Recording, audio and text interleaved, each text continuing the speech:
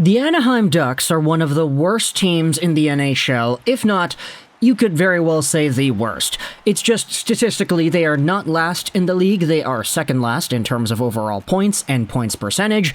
This was the team that went weeks without getting a regulation win. It was that bad in Anaheim. Sure, they have some star players like Trevor Zegras who can go out there and do the Michigan, and they're probably going to be a top contender for Connor Bedard, adding to what would be an impressive core of young talent. But so far, in the 2022-2023 year, the Ducks, they kind of suck. Which is why in yesterday's game between Anaheim and the Edmonton Oilers, things got pretty heated on Edmonton social media when you acknowledge the events of said game. Not only were the Oilers supposed to be a top team this season after making the third round last year, but you have yourselves Connor McDavid and Leon Draisaitl who are going out there and having absolutely incredible years. Before we get into that, I wanted to talk about the Anaheim game in and of itself because the Ducks ended up winning. And it was by quite an interesting mark as well. 4-3 is the final score here in regulation. It's a regulation win for Anaheim. They haven't had too many of those this year. But the shots on goal were 49-17 for Edmonton. Take a look at the shot charts for the rest of the Oilers over here. Connor McDavid had himself 8 shots on goal. Leon Draisaitl, he had 4. Zach Hyman also had 4. Warren Foegele had 3. Holloway had 2. Nugent Hopkins had 3. This team was going out there and absolutely shooting a clinic on Anaheim goaltender Lukas Dostal. However, the guy made 46 saves, had a .939 save percentage, and I mean, look, you can get goalied once in a while. That's fine. It happens, and we know it happens, but the thing about this Oilers team recently is that their bottom 6 has still needed some improvement. Also, their D-core needs some improvement. Evan Bouchard, Darnell Nurse, these guys, oh man. I know you have some good games once in a while, Evan and Darnell, but man, oh man, has the holistic body of work for these guys on this team not been great in this season's worth of play so far.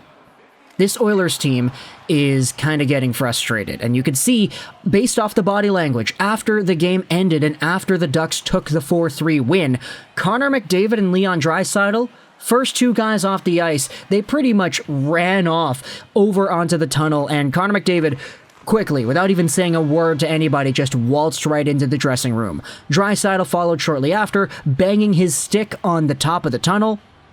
And I wanted to make this video just kind of going over the Oilers and their struggles contrasted with the Draisaitl and McDavid show that we are seeing. And I'm saying show because these 2 guys, they pretty much put on the show every single time they suit up for the Oilers with the amount of 4-point games, multi-point games, etc., that they always end up getting together.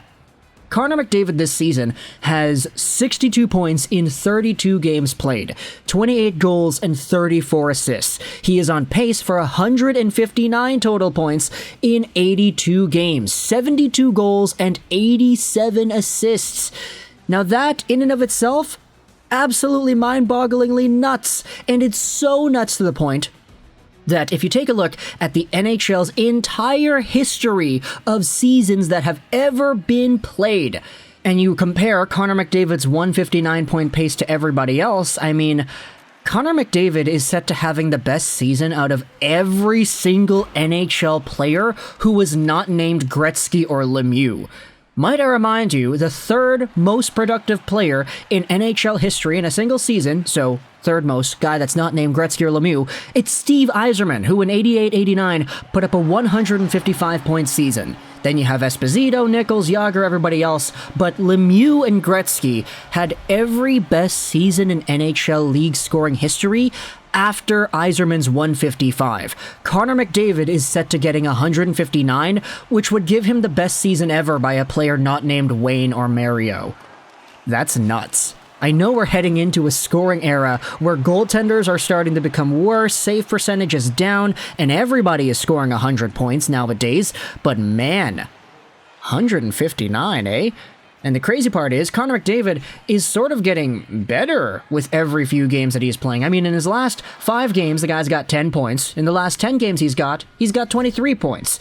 It's crazy, and by this point, I mean, I don't think anybody's really surprised that he's doing all too well.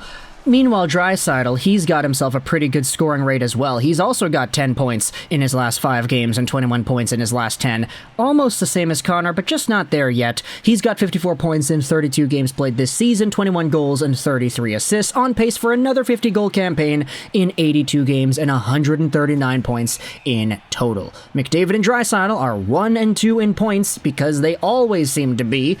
And at this point, you gotta start to wonder, man, okay, Connor McDavid is no longer the top-paid player in the NHL. He expires in 2026, which is only 3 seasons removed from now. Meanwhile, Leon Draisaitl, similar story. He's got himself a contract that goes on until 2025, and that guy's only making $8.5. And I don't know about you, but if JT Miller's making $8 million, I think a guy like Draisaitl could be making a lot more than 8.5. And so, overall, I mean, the time frame is limited. This is a team that needs to improve, and they need to get better on defense. They need to get a bottom 6. They need to do all this stuff. And Ken Holland, sure, he bolstered up the top 6. Hyman, Kane, everybody is good over there. And when they're all healthy, which they're not currently at the moment, Evander Kane still needs to come back soon. When they're all healthy, the team looks really good and potent at scoring offense. It's just, you know, hockey, defense wins championships. I know that's not a hockey saying, but still, you gotta need to be able to defend, and that's what they did not do against the Colorado Avalanche. That's why they got swept. Now, to be fair, against the LA Kings, they did defend very properly. Mike Smith was honestly kind of a brick wall towards the end of that series, which was kind of nuts to think about, realistically. But the Calgary Flames did not play defense either in the second round, which is kind of why the Oilers were able to squeak by them with the amount of production and goals that they had. And then Colorado kind of knew how to play defense, which is why the Oilers lost in 4. Meanwhile, this season, things have not really been all too different. Evan Bouchard, I'm sorry, man. The guy had some really good games earlier in his career, but just holistically, it's not been great for him. He needs to improve in a lot of areas. Darnell Nurse, $9.5 million. Oh boy. I get that there are some people that'll go out there and bring up the analytics from last year and say, hey, Darnell Nurse was a really competent defender who was a workhorse. He played all these minutes, and that's why we pay him. But, like, they've got to be better. The mistakes, they've got to stop. The defensive coverage has to improve. They got to play defense. They're good at scoring points. We know that. They're offensive defensemen, but they're still defensemen. And the defense has not been all too great. And so, methinks, just with the level of success that Connor McDavid and Leon Draisaitl have, how good these guys have been, and try to contrast that with the success level of the team, how they're a middling team right now, how they're hanging on to a wildcard spot, how this team, if you have 2 of the best players in the world, which we could very fairly say because they're top 2 in scoring, still needs more improvement. Like, what's going to happen when Leon Draisaitl has his contract extension process done in 2025, 2026-ish? What about Connor McDavid the next year? What's going to happen with the future of these guys and the Edmonton Oilers organization? Are they even going to want to stick around? Because if they don't, and they decide to leave, they say, hey, Ken Holland, you haven't built a team that's actually, like, capable of winning, then I would not be surprised. Would anybody else be? I don't know.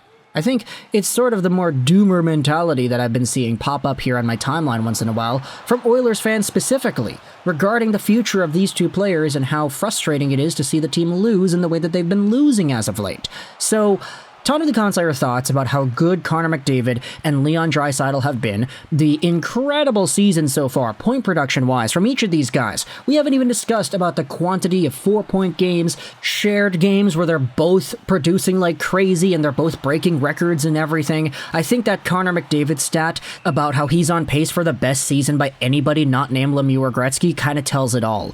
But the problem is, he is not on a team that is as good as those 90s Penguins or those 80s Oilers. He is on the 2022-2023 Oilers, and that's a team that so far has a lot of improvement to make.